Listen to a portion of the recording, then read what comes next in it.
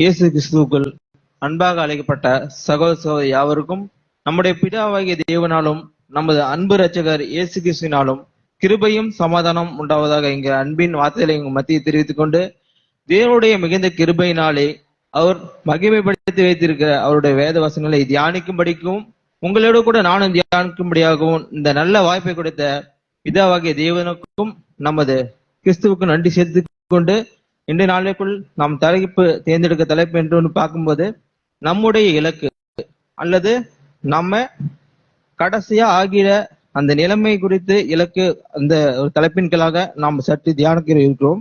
அது 6வது வசனமாக ரோமர் 6ஆம் அதிகாரம் 5வது வசனத்தை நம்ம வாசிக்கலாம். மேலும் நமக்கு அருளப்பட்ட பரிசுத்த ஆவியினாலே, ரோமர் 6ஆம் அதிகாரம் 5வது வசனம், ஆதலால் அவருடைய மரணத்தின் சாயலில் நாம் இணைக்கப்பட்டவர்களானால் அவர் உயிர்த்தெழுதலின் சாயலிலும் இணைக்கப்பட்டிருப்போம். இங்க வசனத்தில் நாம் பார்க்கிறோம், ஆதலால் அவருடைய மரணத்தின் சாயலில் நாம் இணைக்கப்பட்டவர்களானால் அவருடைய உயிர்த்தெழுதலின் சாயலுக்கு நாங்க பங்கெடுத்து அதிலே நாம் உயிர்த்தெழுதல் பட்டு இருக்கிறோம். இந்த வசனத்தை பார்க்கும்போது இது யாருக்காக முதலாவது சப்ஜெக்ட், இந்த வசனம் போது இந்த சபைக்கு அழைக்கப்பட்ட அல்லது தெரிந்து கொண்டு சபைக்காக ஓடுகின்ற மக்களுக்காக இது வசனம் பேசுகிறது. முதலாவது அவருடைய மரணத்தில் நம்ம சாயலுக்கு ஒப்பாகணும். அந்த சாயல் எப்பொழுது, அந்த மரணம் எப்பொழுது நம்ம பார்க்கிறோம்னால் நாம ஞானஸ்தானம் எடுத்த அந்த சாயலை நாம் பார்க்கிறோம். அந்த நிலை முதலாவது நம்ம ஞானஸ்தானம் எடுத்து அவருடைய பாடுகளுக்கு நாம் உட்கொண்டு அதிலே பாடுகளுக்கு பிதாவே உம்முடைய சித்தம் செய்ய வருகிறேன் என்று நம்ம அதில் பங்கெடுத்து அவருடைய கிறிஸ்துவின் சபைக்கு சரீரத்துக்கு நம்ம பங்காளியாக நாங்க நாம் தேர்வு செய்யப்படும் போது நாம் என்ன ஆகிறோம் பார்த்தால் உயிர்த்தெழுதின் பங்காகிறோம். இது வந்து பின்னுடைய சப்ஜெக்ட்ல பார்க்கலாம் இந்த வசனத்தை. அதுக்கு முன்னாடியாக இந்த இன்னொரு வசனம் வாசிக்கலாம். பிலிப்பியர் 3ஆம் அதிகாரம் 13வது வசனம் மற்றும் 14வது வசனம். 13-14. சகோதரரே, அதை பிடித்து கொண்டேன் என்று நான் சொல்லுகிறதில்லை. ஒன்று செய்கிறேன், பின்னானவைகளை மறந்து முன்னானவைகளை நாடி கிறிஸ்து இயேசுவுக்குள் கடவுள் அழைத்த பரம அழைப்பின் பந்தய பொருளுக்காக இலக்கை நோக்கி தொடருகிறேன். ஆகையால் இங்க அப்போஸ்தலர் கூறுகிறார், சகோதரரே அதை பிடித்துக் கொண்டேன் என்று நான் எண்ணுகிறதில்லை.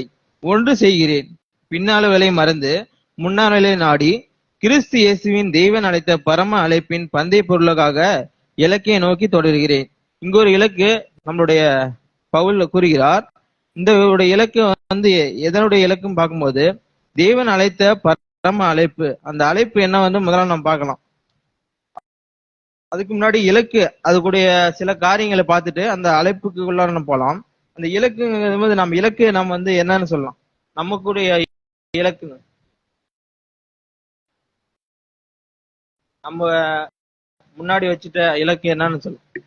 கடவுள் நமக்காக வச்சுட்ட இலக்கு கிரீடம், கிறிஸ்துவின் சாயல் அல்லது நித்திய ஜீவன், அழிவில்லாத ஜீவன், அப்புறம் வாடாத கிரீடம், ஜீவ கிரீடம் அப்படின்னு சொல்லலாம். அநேக இது சொல்லலாம்.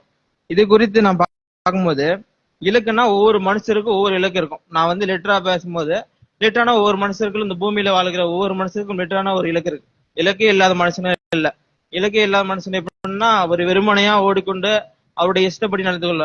ஆனா ஒரு மனிதனை வந்துட்டு ஒவ்வொரு இலக்கு இருக்கும். எப்படின்னா ஒரு படிக்கிற குழந்தைகள் வந்து அல்லது வாலிப கல்லூரி படிக்கும் போது அவங்களுடைய இலக்கு பார்க்கும்போது அல்லது நான் டாக்டர் ஆகணும் அல்லது இன்ஜினியர் ஆகணும், மற்றோடைய இலக்கு அவங்களோட இலக்கா இருக்கும். அதை நோக்கி பயன்படும்போது அவங்க ஒரு லெவல்ல வாழ்வாங்க. ஒரு இலக்கே இல்ல அப்படிங்கும் போது அவங்க ஒரு நிதானமே இல்லாம அவங்க வந்து ஒழுங்கு இல்லாம ஒரு வாழ்க்கையை வாழ்வாங்க அப்படின்னு வந்து நம்ம பார்க்கலாம்.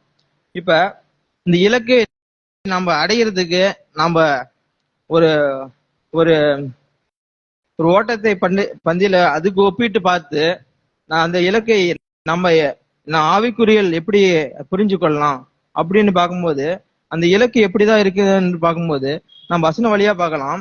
அங்க அப்போஸ்தலர் கூறுகிறார், 1 கொரிந்தியர் 9ஆம் அதிகாரம் 24ஆம் வசனம் மற்றும் 25.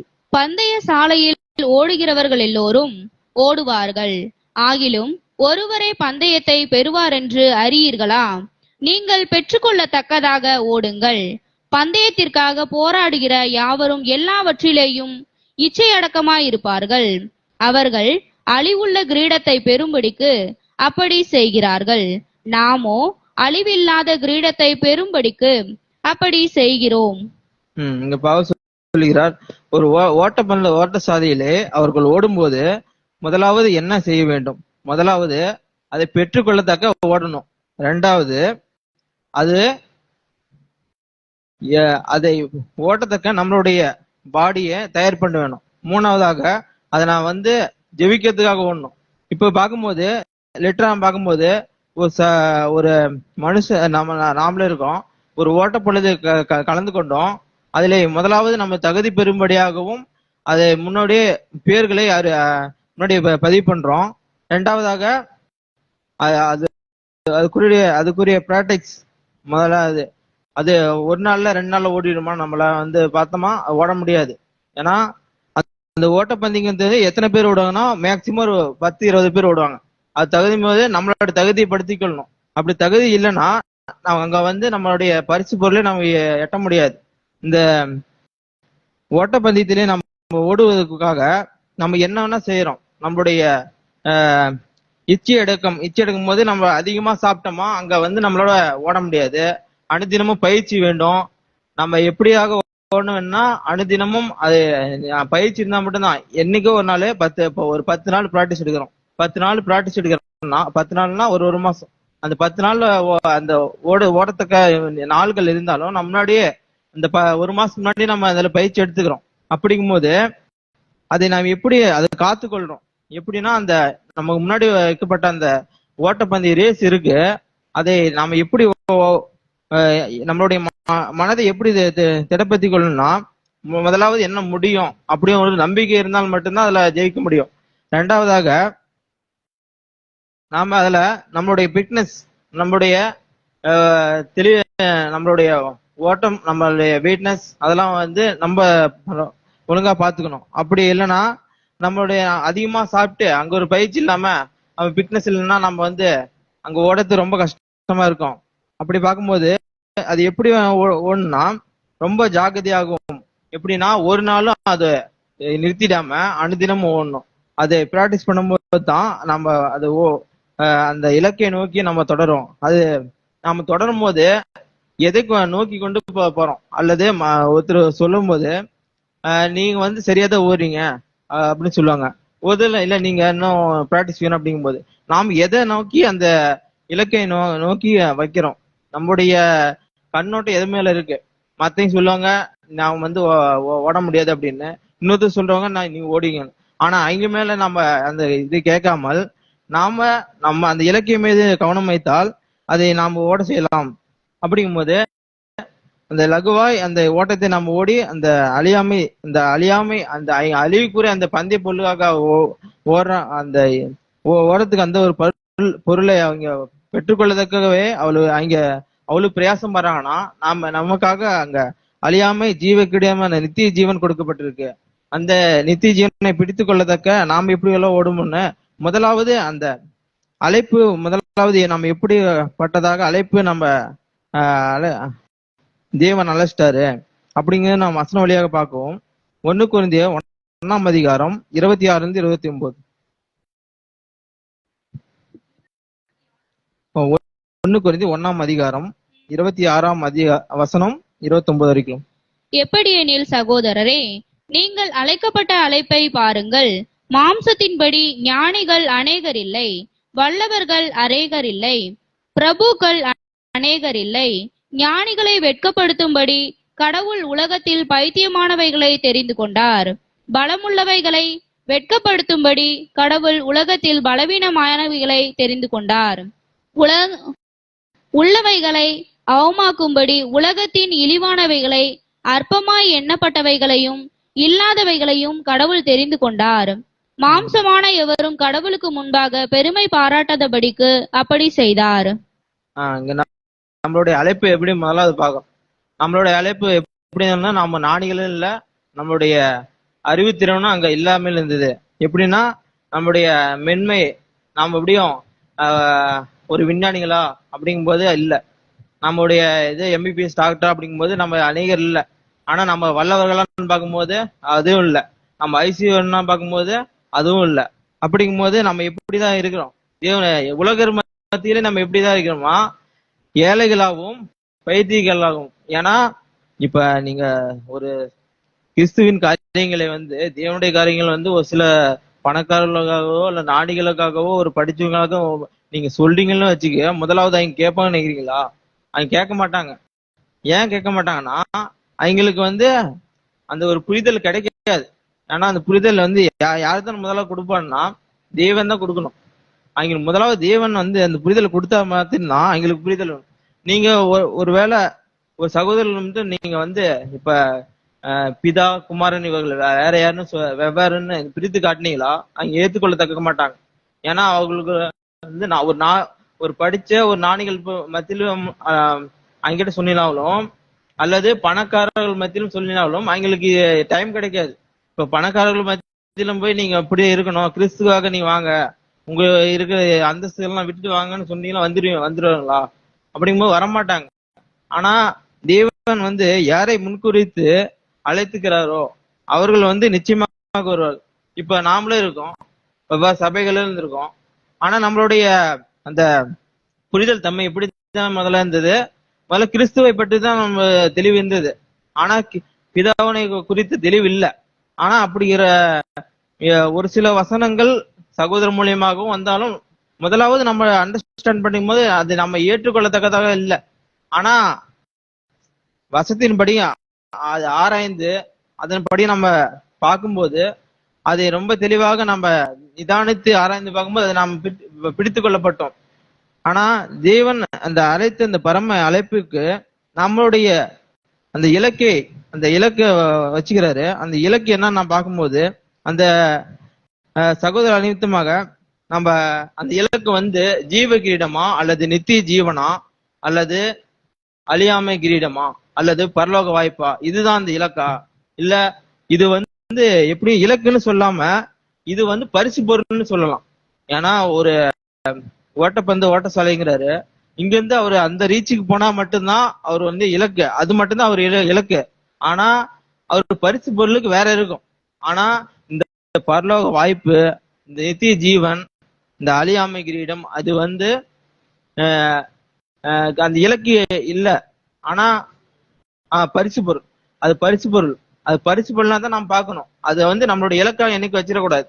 ஆனா நாம நம்மளுடைய ஓட்டத்தை ஓடாம பரிசு பொருளையே பார்த்துட்டோமா, நம்ம ஓட்டத்தை ஓட முடியுமா? அப்படி பார்க்கும்போது நம்ம ஓட்டத்தை ஓட முடியாது. நாம தான் சபை வகுப்புக்காக அழைக்கப்பட்டிருக்கோம், நாங்க தான் தெரிஞ்சு கொள்ளப்பட்டிருக்கோம். இப்படியாக நான் அந்த அழியாமை நித்திய ஜீவன் எங்களுக்காக தான் வைக்கப்பட்டிருக்குது. நாங்க அதுக்காக தான் அழைக்கப்பட்டிருக்கோம். நாமளே மேன்மை பாராட்டாமல் நம்மளுடைய இலக்கு முதலாவது என்ன தெரிஞ்சுக்கிட்டு அதை நம்ம அடையணும்.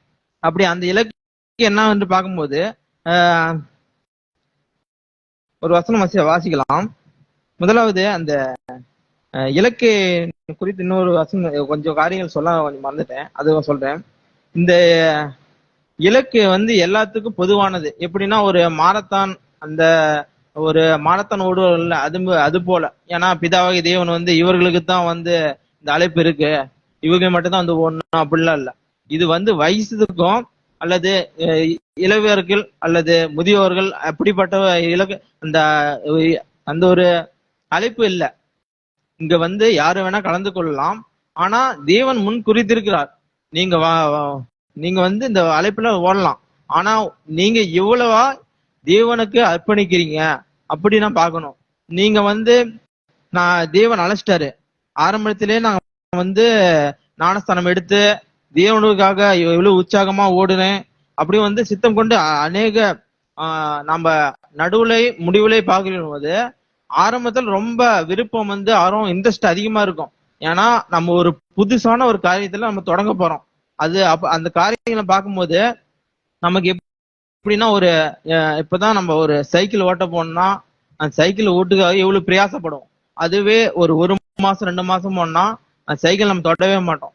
அந்த மாரி தான் இது ஒரு மனுஷனா வந்துட்டு அந்த மாதிரி இயல்பெல்லாம் இருக்கும். அது குறித்துதான் அப்போஸ்தலன் பவுலும் நீங்க எச்சரிக்கையா இருங்க, இடைவிடாம ஜெபம் பண்ணுங்க, நீங்க தெரிந்த புத்தி உள்ளவராயிருங்க அப்படின்னு அப்படின்னு அநேக காரியம் சொல்லிக்கிறாங்க. ஆனா அப்படிங்கும்போது நம்மளுடைய இலக்கை நம்ம சரியா வச்சுக்கிறோமா, இல்ல மத்த சகோதரர்களை அந்த இலக்கை எப்படிதான் வச்சுக்கிறாங்கன்னா, ஒரு சிலர் இந்த ஆராய்ச்சியில் அவருடைய இலக்கை கிரேக் மற்றும் இந்த மொழி இதுக்குரிய காரியங்களை பார்த்து இவருடைய இலக்கு இப்படிதான் இருக்குது என்று இவங்களே தீர்மானிச்சு கொள்கிறாங்க.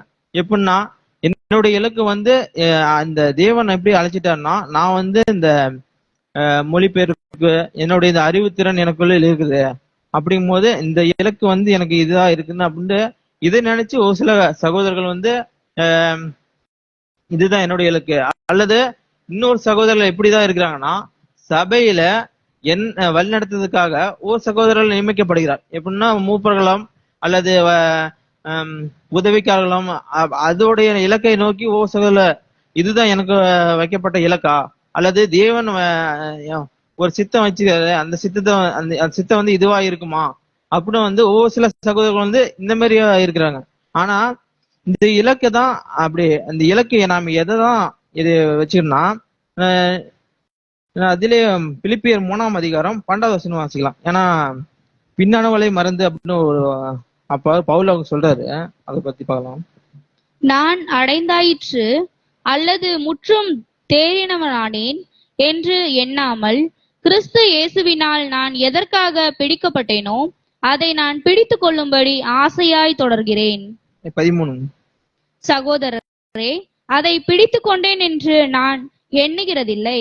ஒன்று செய்கிறேன், பின்னானவைகளை மறந்து முன்னானவைகளை நாடி.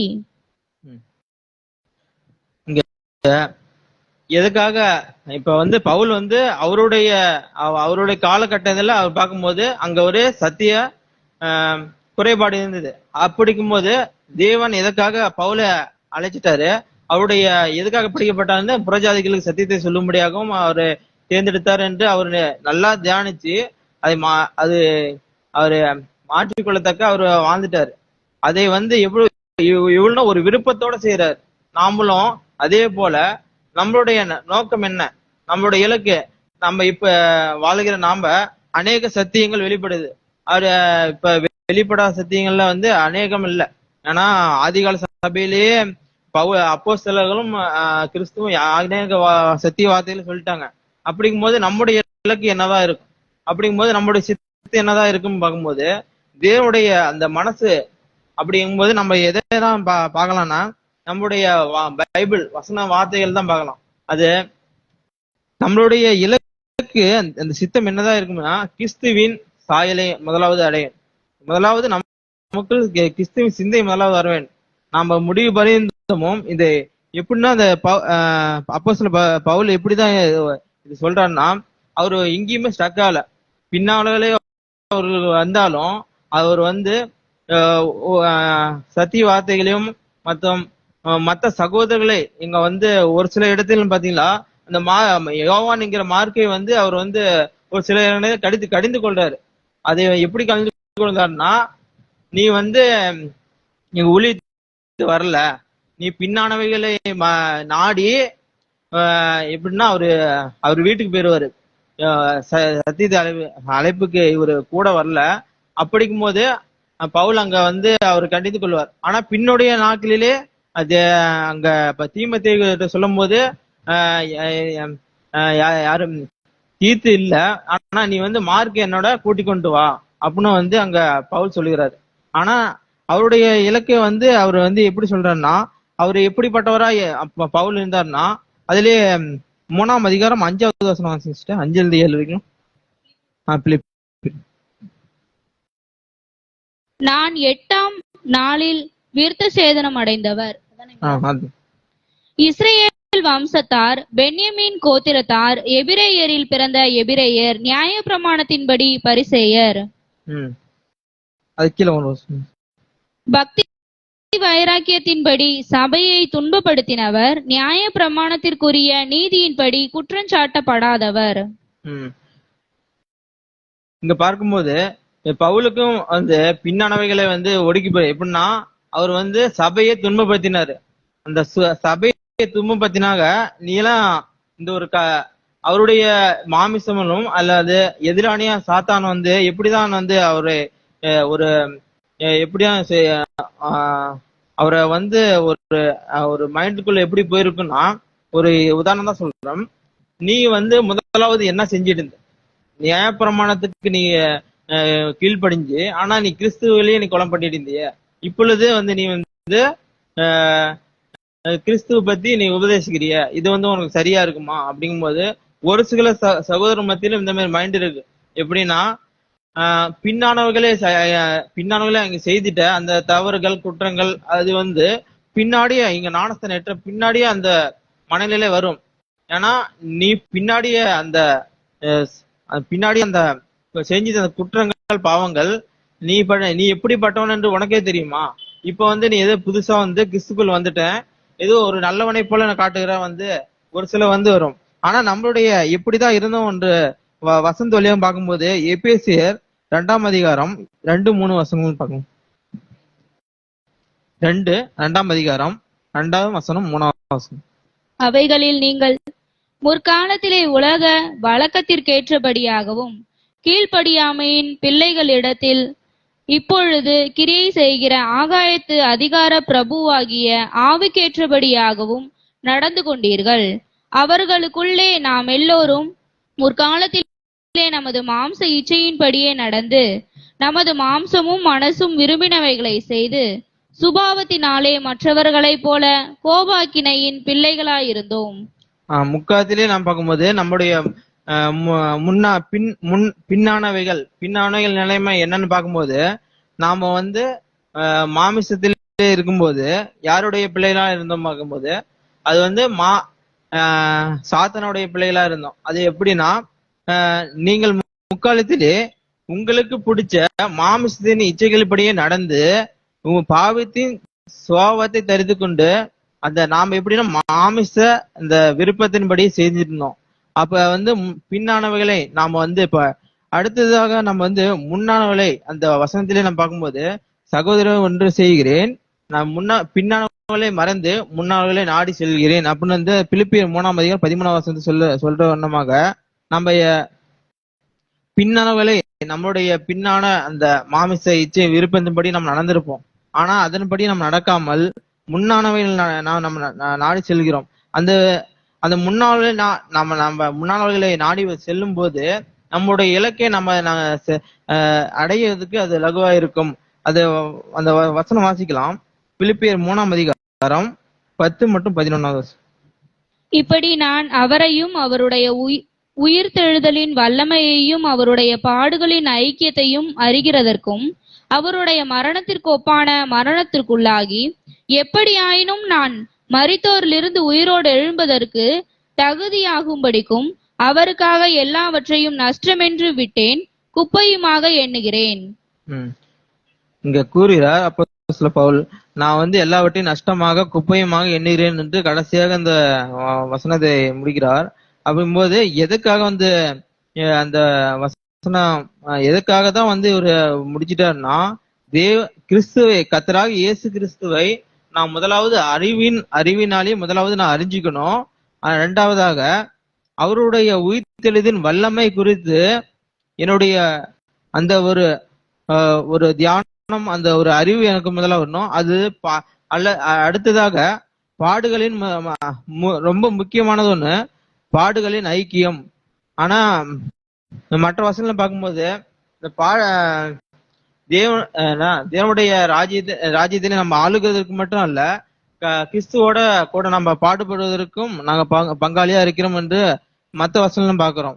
அப்படி இருக்கும்போது இந்த பாடுபடுவதற்கும் தேவனுடைய ஐக்கியத்தை நம்ம அவருடைய வைத்துக் கொள்வதற்கும், மூணாவதாக மரணத்துக்குள்ளாகி எப்படி ஆகினும் அந்த கிறிஸ்துவுக்குள்ளான அந்த தேவனுடைய சாயலை தரித்து கொண்டு மரிக்கணும். இது மறிக்கணும்னா அந்த மாதிரி மறிக்கல, அனுதினமும் எப்படின்னா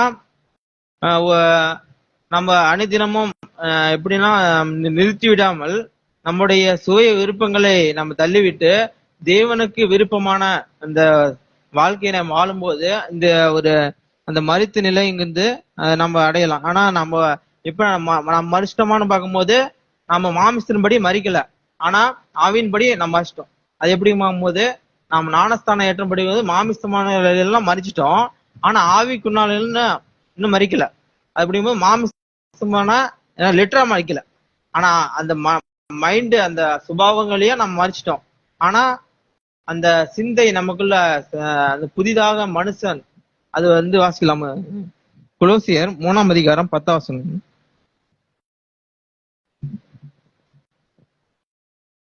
தன்னை சிருஷ்டித்தவருடைய சாயலுக்கொப்பாய் பூரண அறிவடையும்படி புதிதாக்கப்பட்ட புதிய மனுஷனை தரித்து கொண்டிருக்கிறீர்களே.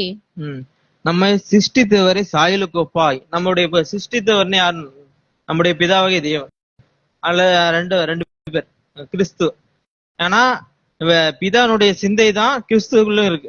அப்படிங்கும்போது நம்முடைய பிதாவையே நம்ம ஏத்துக்கலாம். அவருடைய சிந்தை, அந்த சிந்தைன்னு பார்க்கும்போது அந்த சிந்தையில பரிபூர்ண மனுஷன் யாருன்னு பார்க்கும்போது முதலாவது ஆதாம் இருந்தாரு, இரண்டாவதாக கர்த்தராகிய இயேசு கிறிஸ்து.